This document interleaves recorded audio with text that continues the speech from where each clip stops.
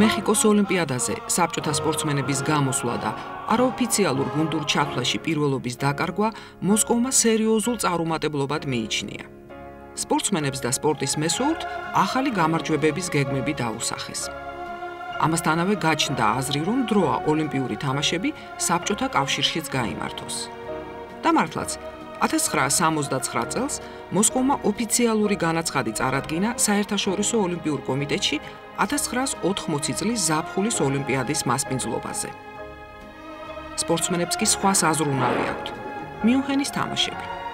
ჩემპიონებმა ტიტულის შენარჩუნებაზე უნდა იზრუნონ. ახალგაზრდებმა კი თავისი ადგილი დაიმკვიდრონ რჩეულთა შორის. მეხიკოს ოლიმპიადის შემდეგ ომარ ფხაკაძე, რომელსაც საბჭოთა კავშირში ტოლი არ ყავდა, საკავშირო ნაკრებიდან გამოიყვანეს. მაგრამ ჩვენებურმა გული არ გაიტეხა. გაატკეცებით ვარჯიშობდა. ერთად ვემზადები საბჭოთა კავშირის პირველობისათვის, ეს იქნება ივლისის შუა რიცხვებში და შემდეგ კიდე აგვისტოში იქნება მსოფლიო პირველობა. და კიდე მრავალი საერთაშორისო შეჯიბრებები. მალე ფხაკაძემ საბჭოთა კავშირის ჩემპიონატზე ისე გაიმარჯვა, ყველა მეტოქეს რამდენიმე მეტრს უგებდა. ქართველ ჩემპიონს კვლავ უხმეს საბჭოთა კავშირის ნაკრებში. 1969 წელს მსოფლიო ჩემპიონატის ფინალში გამარჯვებული ფოტოფინიშმა დაასახელა. ეს ლეგენდარული ფრანგი დანიელ მორელონი იყო, რომელიც ხშირად უღობავდა ოქროსაკენ გზას ქართველ მრბოლელს. ფხაკაძე ვერცხლს დაღაბულდა. 1973 წლიდან 10ჯერ მოვიგე საბჭოთა კავშირის ჩემპიონატი. ალბათ ამდენჯერვე შემეძლო მსოფლიო ჩემპიონი ვყოფილიყავი, მაგრამ ასეთი ყოფილა ჩემი ბედიო, ამბობდა დიდი ველო მრბოლელი, რომელსაც ხან ტრეკის ვეფხვი შეარქვეს, ხანაც ქართული ელვა. 1979 წელს მსოფლიო ჩემპიონატები კლასიკურ და თავისუფალ ჭიდაობაში არგენტინაში გაიმართა. მეხიკოს ოლიმპიადის ტრიუმფატორმა რომან რურუამ ახლა მარ დე პლატადან წამოიღო ოქრო. ამ ჩემპიონატზე გერმანელ ჰეკელთან შეხვედრაში რურუა ორი კაცის მაგივრად აგროვებდა ქულებს. მე ვიგებ შეხვედრა 9-0-ს. მეუბნებიან რომ ააგებ 9-0-ს. რატო ააგებ? რას ქვია ვაგებ? გააგებოდა.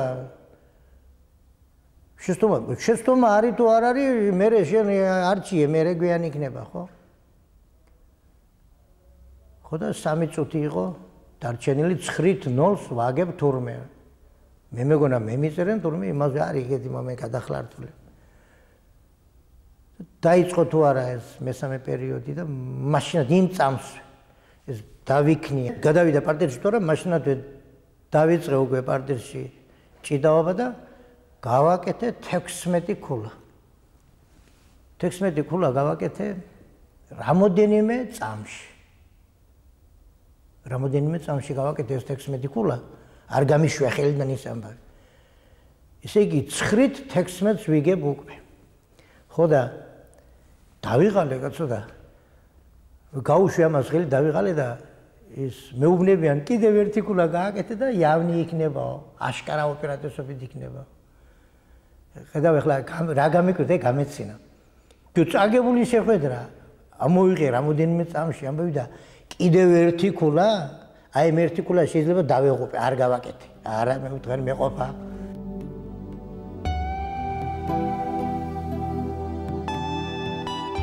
რურუასაგან განსხვავებით, ზარბეგ ბერიაშვილი და შოთა ლომიძე მარ დე პლატაში პირველად გახდნენ მსოფლიოს ჩემპიონები.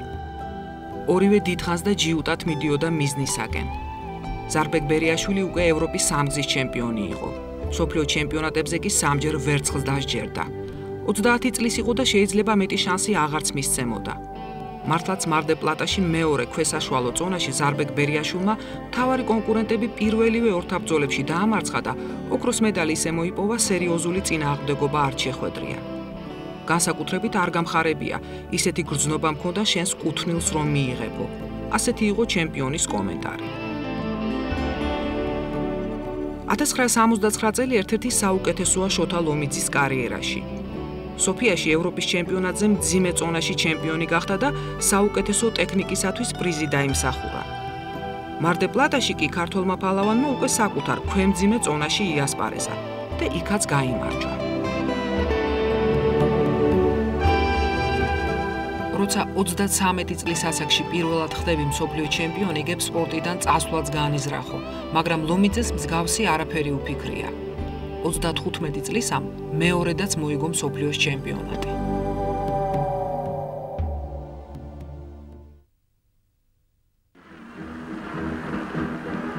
$1969 წლის 16 ივლისს თბილისის დინამო ამხანაგურ მატჩში ურუგვაის ნაციონალს მასპინძლობს. მაგრამ სტადიონზე მისულ გულშემატკივრებს თამაში ნაკლებად აინტერესებთ. ყველა მიხეილ მესხის შესახებ საუბრობს. დინამოელთა ლეგენდარული მარცხენა გარემარბი, ვინც თავისი განუმეორებელი ფინტებით თავგზას უბნევდა მეტოქეებს, ვის მიერ დადგმულ მინი საფეხბურთო სპექტაკლებსაც ახტაცებაში მოჰყავდა ათასობით გულშემატკივარი, საკუთარი თუ სხვათა სურვილით ამ დღეს ფეხბურთიდან მიდის. ურუგვაელთა მწვრთნელს მორეირას უთქვამს, ძალზედ მდიდრები ყოფილხარ თუ ასეთ ფეხბურთელს ელევითო. ქართული ფეხბურთი მართლაც მდიდარი იყო კარგი მოთამაშეებით. ყველასაგან გამორჩეული და განუმეორებელი კი დარჩა მიხეილ მესხი. გრძელდება ნონა გაფრინდაშვილისა და ალა კუშნირის პაექრობა. 1969 წელს ისინი კვლავ ხვდებიან ერთმანეთს მსოფლიო ჩემპიონის ტიტულისათვის მატჩში. ორთაბრძოლა თბილისში იწყება, შეხვედრის მეორე ნახევარი კი მოსკოვში მიმდინარეობს. მეტოქეთა ეს მეორე დაპირისპირება ისეთივე შედეგით მთავრდება, როგორც მათი პირველი მატჩი. ნონა გაფრინდაშვილი 8 ნახევრით 4 ნახევარს იგებს და მსოფლიოს სამგზის ჩემპიონი ხდება. 1970 წელს თავისუფალ ჭიდაობაში თბილისის საერთაშორისო ტურნირზე ყურადღების ცენტრში აღმოჩნდა ახალგაზრდა ფალავანი, რომელმაც 82 კილოგრამ წონაში ყველა მეტოქე დაჯაბნა და პირველი ადგილი დაიკავა. საგარეჯოელი ლევან თედიაშვილია, კარგი მოჭიდავე უნდა დადგესო, ამბობდნენ მასზე. ეს პროგნოზები სულ მალე გამართლდა.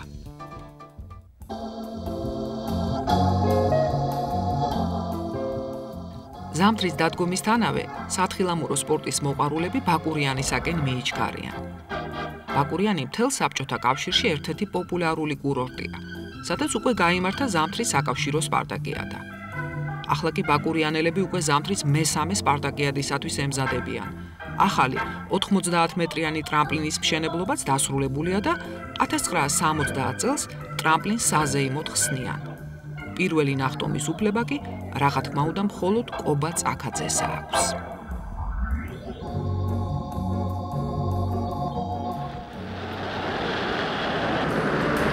საქართველოში ძიუდოს პოპულარობას განსაკუთრებით შეუწყო ხელი თბილისის საერთაშორისო ტურნირებმა. პირველი ამგვარი ასპარეზობა 1970 წელს გაიმართა. მაშინვე ჩამოვიდნენ ფრანგები. შემდეგ იაპონელებიც გვესტუმრნენ და თავისუფალი სტილით მოჭიდავეთა ტურნირების მსგავსად ძიუდოისტთა ასპარეზობამაც დიდი ავტორიტეტი მოიპოვა. ქართველი ძიუდოისტების წარმატებები კი საერთაშორისო არენაზე ჩვეულებრივი ამბავი გახდა. ახლაც გივი ონაშვილის წარმატების შემდეგ საბჭოთა კავშირის ნაკრები ევროპის გუნდურ ჩემპიონატზე იმარჯვებს.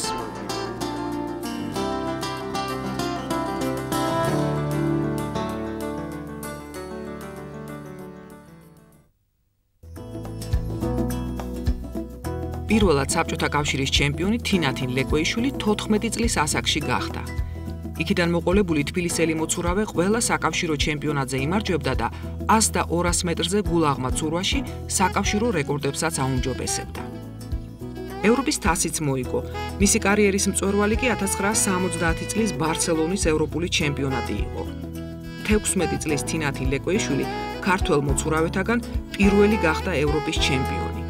იმ წელს თბილისელი მოსწავლე საქართველოს საუკეთესო სპორტსმენადაც დაასახელეს. პატარა კურიოზი მომიხდა იმასთან დაკავშირებით, რომ ფინალური გაცურვა ჩემი ზურგზე ყოფილა თურმე პირველი ნომრად, მაგრამ მე რატომღაც მითხრეს, რომ გაქვს მესამე გაცურვაო. ამიტომ ძალიან წყნარად მშვიდად ვიჯექი და ველოდებოდი ჩემს რიგს. ხედავ რომ უკვე ჩემი მოწინააღმდეგები სტარტზე დგანან და ემზადებიან გასაცურვად. და თქვენ წარმოიდგინეთ, ახლა რა დღეში ჩავარდებოდი, სასტრაფოდ გავიქეცით მე და ერთი ქალბატონი, რომელიც უკრაინიდან იყო. საბედნიეროდ მოვასწარით და ისეთი შეშინებული ვიყავი ამ დაგვიანების გამო, რომ პირველი 50 მეტრი რომ მოვიხედე, რაღაც ჩემი მოწინააღმდეგები ძალიან შორს მომეჩვენა, უკან ჩამოტოვებული იყვნენ და ამან თითქოს დამაბნია კიდევაც.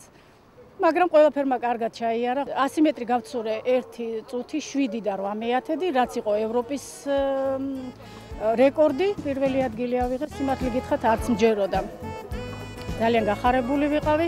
ხოლო მეორე დღეს იყო 200 მეტრზე გაცურა. 200 მეტრზე მეორე ადგილი ავიღე და ესტაფეტაში მესამე ადგილი დაიკავა საბჭოთა კავშირის ნაკრებმა. ასე რომ ბარსელონადან 3 მედალი წამოვიღე: ოქროს, ვერცხლის და ბრინჯაოს.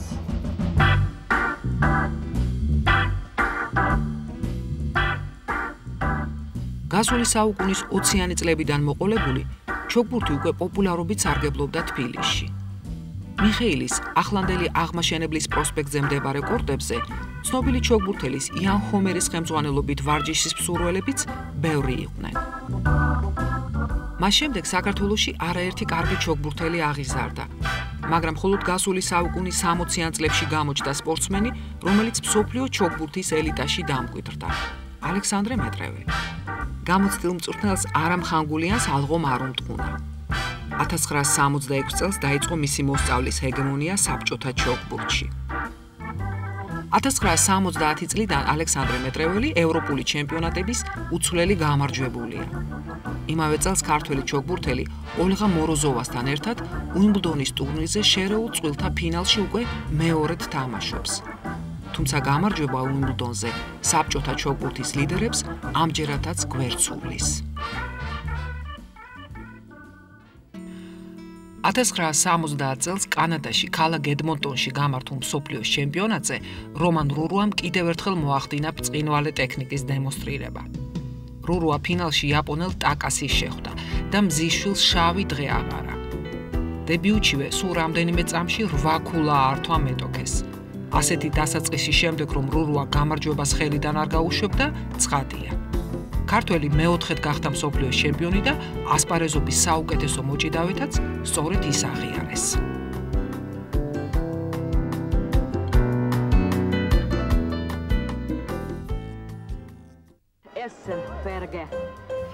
$1971 წელს კალათბურთელთა ევროპული ჩემპიონატი გერმანიის ფედერაციულ რესპუბლიკაში, ქალაქ ესენში გაიმართა. ერთი წლით ადრე ლიუბლიანაში მსოფლიოს ჩემპიონატზე საბჭოთა ნაკრებმა, რომლის შემადგენლობაში ზურაბ საკანდელიძეც გახდათ, ჩემპიონობა დაკარგა. გუნდი ბრინჯაოს დასჯერდა. უფროს მწვრთნელს ალექსანდრე გომელსკის გუნდიდან წასვლა მოუხდა. ნაკრების ახალმა თავკაცმა ვლადიმერ კონდრაშინმა კი ესენში ევროპულ ჩემპიონატზე რამდენიმე ახალწვეული იახლა. მათ შორის მიხეილ ქორქია. ზურაბ საკანდელიძე კი, რომელსაც უცხოეთში რეაქტიული ქართველი შეარქვეს, ნაკრებში კვლავ შეუცვლელია.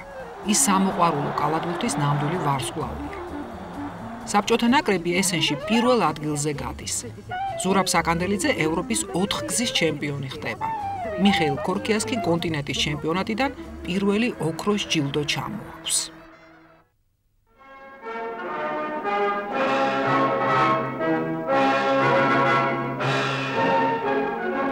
1971 წელს მოსკოვში საბჭოთა კავშირის ხალხთა მეხუთე სპარტაკიადის ფინალური ასპარეზობები იმართება. სპარტაკიადის შედეგებს, როგორც მუდამ, ახლაც დიდი მნიშვნელობა აქვს ოლიმპიური ნაკრების კანდიდატებისათვის. ბევრი მათგანი ამართლებს კიდეც მოლოდინს და სპარტაკიადის ჩემპიონი ხდება. ლევან თედიაშვილი, ომარ ფხაკაძე, ვიქტორ სანეევი, თინათი ლეკვეიშვილი, ტიტო შანიძე, ნიჩბოსანი ვიქტორ კრატასიუკი, რომლის პარტნიორიც ავერი მატკავაა. მოჭიდავე ჯემალ მეგრელიშვილი. ერთი წლის შემდეგ ისინი მიუნხენის ოლიმპიადაზე იასპარეზებენ, თუმცა მეტნაკლები წარმატებით. მაგრამ სპარტაკიადის ყველა ჩემპიონი თვით ისეთი ტიტულოვანი მოჭიდავეები, როგორებიც რომან რურუა და შოთა ლომიძე არიან, ოლიმპიურ თამაშებზე ვეღარ მოხვდებიან. ხალხთა მეხუთე სპარტაკიადაზე დიდ წარმატებას მიაღწია თბილისელმა მშვილდოსანმა ლიუბოვ ასატუროვამ, რომელმაც მოსკოვიდან 3 ოქროს ჯილდო ჩამოიტანა. ისევე როგორც წინა სპარტაკიადაზე, ახლაც ერთადერთი სახეობა, სადაც გუნდური გამარჯვება მოიპოვეთ, თავისუფალი ჭიდაობა იყო. სპორტის სათამაშო სახეობებში კი სპარტაკიადაზე პირველად დავრჩით უმედლოდ. სულ კი ჩვენი რესპუბლიკის წარმომადგენლებმა სპარტაკიადაზე 22 ოქროს ჯილდო მოიპოვეს. საერთო გუნდურ ჩათვლაში კი საქართველომ ამჯერად მე-6 ადგილი დაიკავა.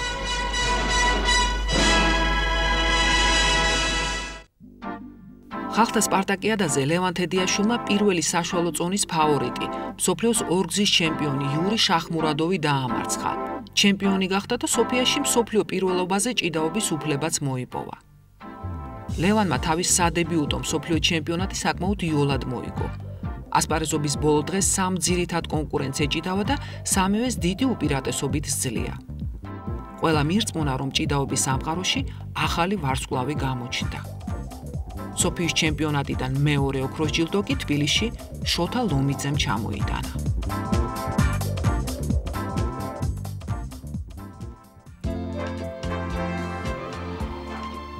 ჭადრაკის დედოფლის ტიტულისათვის ნონა გაფრინდაშვილისა და ალა კუშნირის მეტოქეობის მანძილზე ყველაზე დაძაბული მათი მესამე ბოლო მატჩი გამოდგა.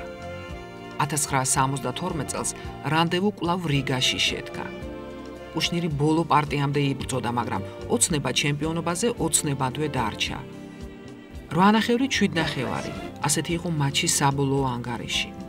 ნონა გაფრინდაშვილს მეოთხე დამკობენ დედოფლის გვირგვინით. თბილისში კი მას უკვე ტრადიციად ქცეული საზეიმო დახვედრა ელის.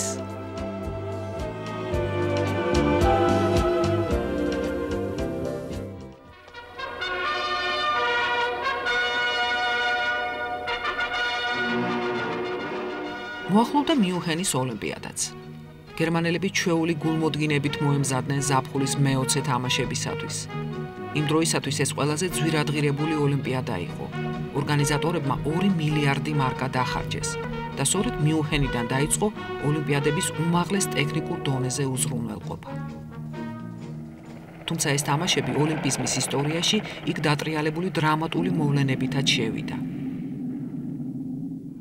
1972 წლის 26 აგვისტოს კი ოლიმპიადის გახსნის ცერემონიალის მონაწილე 121 ქვეყნის ათლეტებს მშვენიერი განწყობა აქვთ. ყველა მოუთმელადელის ასპარეზობების დაწყებას. მიუნხენში საქართველოს 16 სპორტსმენიც იმყოფება. არც ერთი მათგანი ოლიმპიადაზე იოლად არ მოხვედრილა. მათ უნდა დაამტკიცონ, რომ თამაშებში მონაწილეობის ღირსნი არიან და დაამტკიცებენ კიდეც.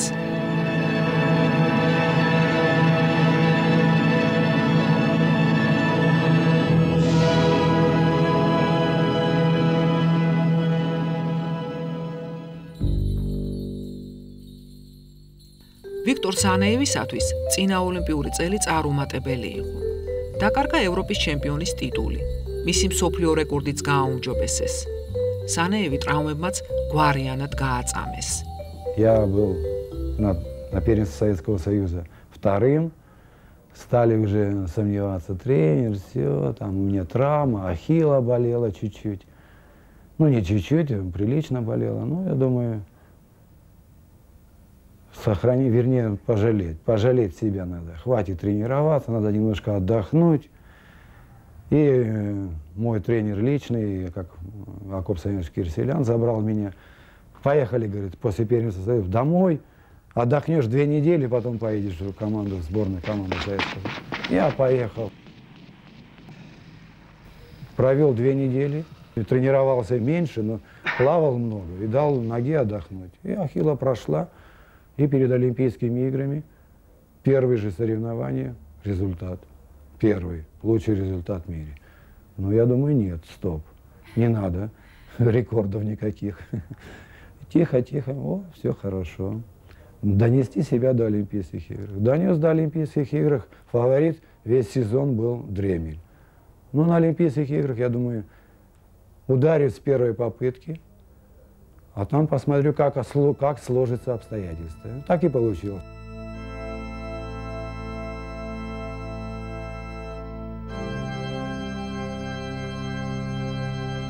მეხიკოს ოლიმპიადაზე სანეევს ოქროს медаლი ბოლო ნახტომმა მოუტანა. მიუნხენში კი პირიქით მოხდა. ამჯერად ვიქტორის პირველივეც დააღმოჩნდა წარმატებული. 17 მეტრი და 35 სანტიმეტრი. ასეთი იყო შედეგი, რომელმაც სანეევს მეორე ოლიმპიური ოქრო არ გუნა.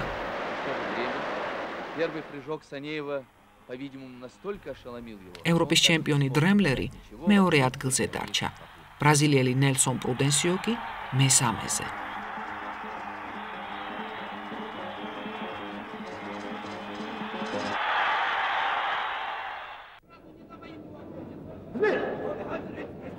მიუნხენის ოლიმპიადამდე შოთა ჩოჩიშვილს დიდ საერთაშორისო შეჯიბრებებზე ასპარეზობის გამოცდილება არ ჰქონდა. მაგრამ საბჭოთა კავშირის ნაკრების უფროსი მწვრთნელის ვლადიმერ ანდრეევის დაჟინებული მოთხოვნით წაიყვანეს ოლიმპიურ თამაშებზე.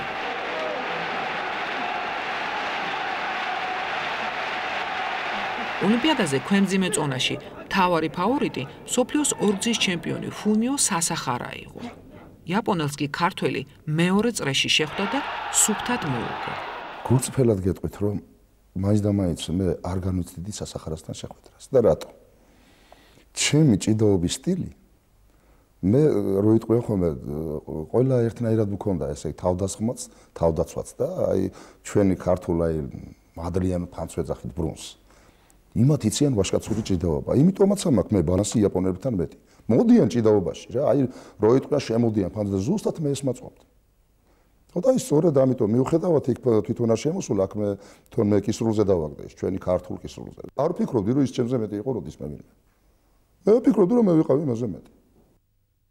მაგრამ თავარ ფავორიტთან გამარჯვების შემდეგ ქართველი თავად მარცხდება ბრიტანელ დევიდ სტარბუკთან. იმხანად ძიუდოს წესების თანახმად ოქროს მოპოვება ერთი დამარცხებითაც შეიძლებოდა. ამიტომ როცა შოთა ჩოჩიშვილმა მომდევნო 3 ორთა ბრძოლა სუფთად მოიგო, ფინალში გავიდა და კვლავ დევიდ სტარბუკს დაუპირისპირდა. აქ უკვე სიფრთხილე. იმიტომ რომ ფინალში ხარ და იქ ერთი შეცდომის დაშვებაც კი რა თქმა უნდა ეს წაგების ტოლფასი იყო. უკვე მთლიანად მობილიზაციაში ვიყავი მე. მხოლოდ ერთი მჭირდებოდა მე რომ შეცდომა არ დამეშვა აბსოლუტურად არაფერი, ვინაიდან პირველი ხვდებოდი, ალბათ თუ გახვდებოდი, პირველი გახვდებოდი საბჭოთა სივრციდან ოლიმპიური ჩემპიონი და ეს ძალიან საპასუხებლოც იყო, ძალიან სასიხარულოც იყო და ძალიან დასანანებელიც იყო, რომ იქ შეცდომა დამეშვა. ერთი სიტყვით მე ეს შეჯიბრი ძალიან გონივრულად წარმართა და მივაღწე გამარჯვებას.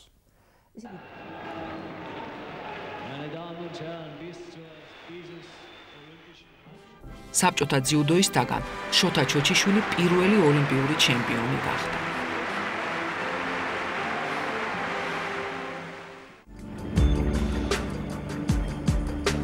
ვიქტორ კრატასიუკი ამბობდა, რომ მიუნხენის ოლიმპიადა მისი ცხოვრების მთავარი ასპარეზობა იყო. ფოჩი რიონის პირას გაზრდილმა ნიჩბოსანმა სწორედ იქ მოიპოვა ყველაზე მთავარი ტიტული. კრატასიუკს საკავშირო ნაკრებში პარტნიორად ბელორუსი ნიკოლოზ გორბაჩოვი შეურჩიეს. მიუნხენში ორადგილიანი ბაიდარები წინასწარი გაცურების დროს ამ დუეტს დიდი უპირატესობა ჰქონდა. 9 სექტემბერს ფელდმოხინგის ნიჩბოსნობის ბაზაზე გამართულმა ფინალურმა შეჯიბრებამ კი დაადასტურა, რომ ვიქტორ კრატასიუკისა და ნიკოლოზ გორბაჩოვის დუეტი ერთი თავით მაღლა იდგა მეტოქეებზე. ახალმა ჩემპიონებმა ხუმრობი დაიჩივლეს კიდეც ძალიან იოლად მოვიგეთ ოლიმპიადაო. ფოთელი ვიქტორ კრატასიუკი საქართველოს ნიჩბოსანთაგან პირველი ოლიმპიური ჩემპიონი გახდა.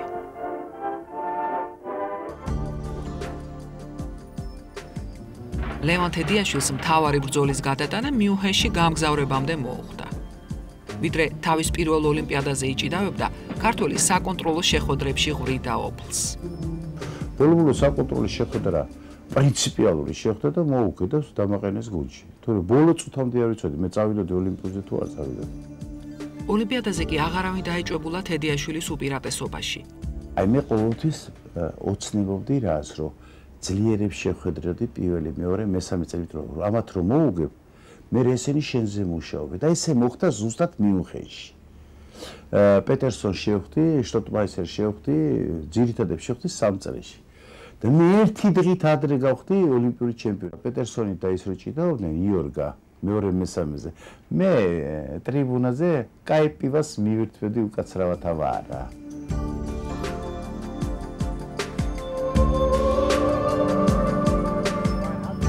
საბჭოთა და ამერიკელი კალათბურთელების ფინალური მატჩი ოლიმპიადის ერთ-ერთი ყველაზე დრამატული ეპიზოდი გამოდგა, რომელსაც დიდი ვნებათ აღელვა და კამათი ახლდა თან. ამ ისტორიულ მატჩში ორი ქართველი, დიდი მწვრთნელი სულიკო თორთლაძის აღზრდილები, 27 წლის ზურაბ საკანდელიძე და 23 წლის მიხეილ ქორქია თამაშობდნენ. წინასწარ თამაშებში ნაკრების უფროს მწვრთნელს კონტრაშინს ქართველები ხშირად არ გამოყავდა მოედანზე. ეს კი კალათბურთელებს ძალზედ ანერვიულებდა. ბოლო საქმეში საკავშირო სპორტ კომიტეტის მესვეურები ჩაერივნენ და ფინალურ მატჩზე კონტრაშინმა საკანდელიძეცა და ქორქიაც სასტარტო ხუთეულში დააყენა. ძალიან ნერვული თამაში იყო, ძალიან ბევრი შეცდომები, ძალიან ბევრი დაძაბული 51-50 დამთავრდა თამაში, წარმოიდგინე. ზურიკომ და მე ძალიან სერიოზული ოპერაციები ვაკეთებ.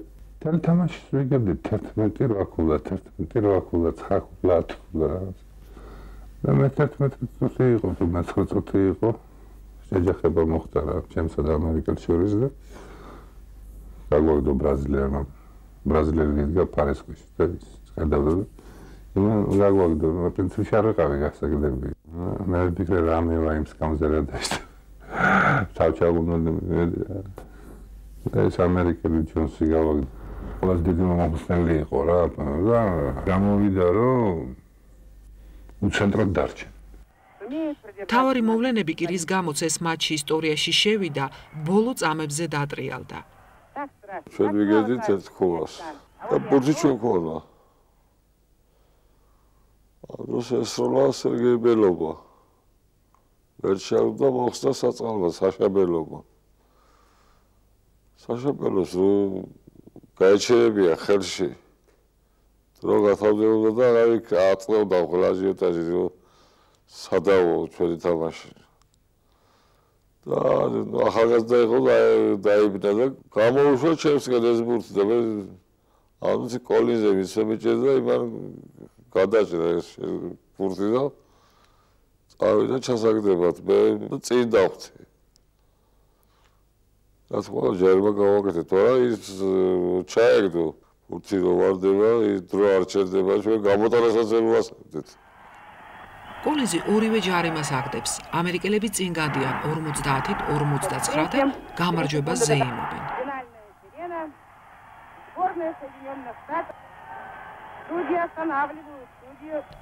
მაგრამ ირკვევა რომ ჯერ კიდევ 3 წამია დარჩენილი და კონტრაშის ადრე მოთხოვნილ ტაიმაუტს აძლევენ. სულ ბოლოს კი ივან ედეშკოს ფილიგრანული პასი და ალექსანდრე ბელოვის გამარჯვების მომტანი 2 ქულა. მოგვიანებით ივან ედეშკო იტყვის, რომ მეორედ ასეთ გადაცემას ის ვეღარასოდეს გააკეთებს. პრინციპში ზურა საკანდელიძის ჯარიმა რო არა ის ოქროს პასი არ იქნებოდა. არ იქნებოდა ის ოქროს 2 ქულა. ისე წავიდა სიტუაცია, რომ სულ ეძახის ზალატოვი პასი ედეშკა, ზალატოვი ბრასო სასიბილო და არავინ არ თქვა, რომ საიდან მოხდა ეს. და მე ვანა მივაშკაცა და სახალხო აღიარა რომ ესენი ფულ ზურაბ საკანდელიძე ნებოდობოდა 20 სეკუნდი. 51-50 ასეთი შედეგი დასრულდა ეს დრამატული მატჩი, მაგრამ ამერიკელები აპროტესტებენ შედეგს, ბოლო წამების მოვლენებს. სპეციალური კომისია მთელი ღამის მანძილზე ბჭობს. საბოლოოდ ოქროს მედლები საბჭოთა კალათბურთელებს გადაეცათ. ისინი პირველად გახდნენ ოლიმპიური ჩემპიონები. სანახაობრივად ეს თამაში. არ იყო სანახაობრივად, მაგრამ თვითონ დონე ოლიმპიური თამაშები ამერიკელების წინააღმდეგ პირველად ამერიკელებმა წააგენ ეს იყო ძალიან ისეთი მე-20 საუკუნეში სპორტულ სამყაროში ეგეთი რამე არ მომხდარა რომ ამერიკელებმა კალათბურთში წააგეს საბჭოთა კავშირის ნაკრებთან და აი ამ მოგებას დიდი წვლილი არის საკანტელიძის და რა თქმა უნდა ჩემიც და მიამაყება. მიუნხენში ოლიმპიური ჯილდოების დიდი ნაწილი უკვე გათამაშებული იყო, როცა იქ დრამატული მოვლენები განვითარდა. 5 სექტემბერს პალესტინური ორგანიზაცია შავი სექტემბრის წევრებმა ძევლად აიყვანეს ისრაელის დელეგაციის წარმომადგენლები. ტერორისტები ციხეებიდან პალესტინელი ტყვეების გათავისუფლებას ითხოვდნენ. მოლაპარაკება შემდეგ კი გერმანიის სპეცსამსახურების მიერ ჩატარებული ოპერაცია წარუმატებლად დასრულდა. გერმანელმა სნაიპერებმა რამდენიმე ბოროტმოქმედი მოკლეს, მაგრამ სხვა ტერორისტებმა მძევლების დახოცვა მოასწრეს. მომხდარმა ნამდვილი შოკი გამოიწვია. ამერიკელებმა მიუნხენის ოლიმპიადის გმირი 7 ოქროს მფლობელი მოცურავე მარკ სპიცი სამხედრო საჰაერო ძალების ზებგერითი გამანადგურებლით სამშობლოში გადააფრინეს. შიშობდნენ ტერორისტებს სპიცის დატყვევებაც არ ეცადათ. ცხადია, ამ მოვლენებმა თამაშების მსვლელობას თავისი დაღი დაასვა. მაგრამ ერთდღიანი გლოვის შემდეგ მაინც გადაწყდა, რომ ასპარეზობები გაგრძელებულიყო.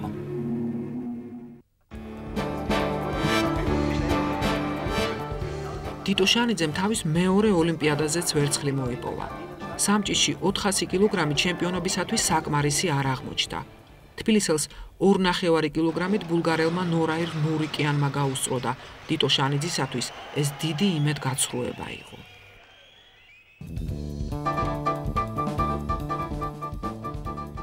უმარ ფხაკაძე მესამე ცდაზე გახდა ოლიმპიური ბრინჯაოს მფლობელი.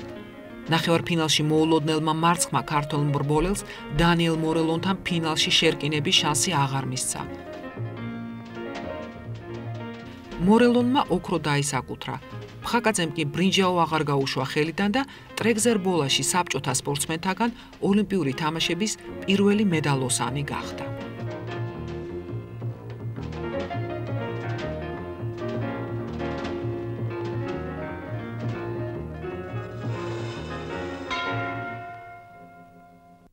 კიდევ ერთი ბრინჯაო ოლიმპიადაზე ჩვენმა ძიუდოისტმა გივი ონაშვილმა დაიმსახურა.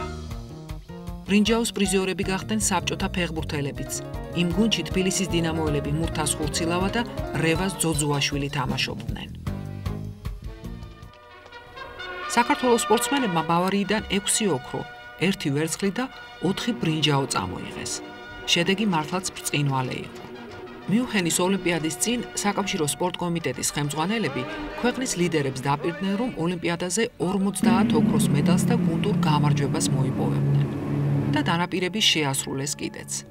საბჭოელთა მიერ ოლიმპიადაზე მოპოვებული 99 მედლიდან 50 ოქროსი იყო. ახლა იმასღან აღვლობდნენ, რომ ჯილდოების რიცხვი 100-მდე ვერ აიყვანეს. მეხიკოში განცდილი მარცხისათვის საბჭოელებმა რევანში მიუნხენის თამაშებზე აიღეს.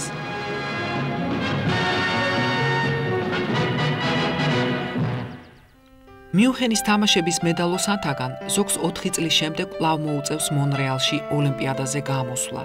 ზოგიც მალე დაასრულებს კარიერას და თავის ადგილს ახალგაზრდებს დაუთმობს. ასეთია სპორტული ცხოვრება. ასე რომ მომავალ შეხვედრამდე მონრეალში.